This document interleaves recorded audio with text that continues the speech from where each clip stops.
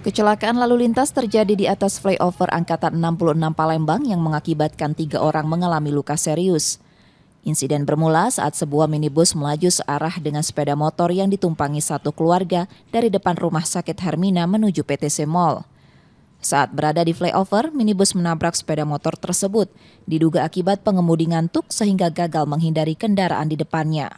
Ketiga korban yang merupakan pasangan suami istri beserta anaknya langsung dilarikan ke rumah sakit dengan satu korban dilaporkan sempat tidak sadarkan diri. Tadi sudah kami tanya dengan yang bawa mobil, informasi ini krosil dan nabrak dari belakang kendaraan yang bapaknya dan anaknya. Usai kejadian, minibus dan sepeda motor dibawa ke pos Laka Lantas Demang Lebar Daun.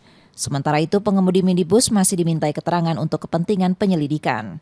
Reski Oktora, Muklas Diferensial Kompas TV, Palembang, Sumatera Selatan.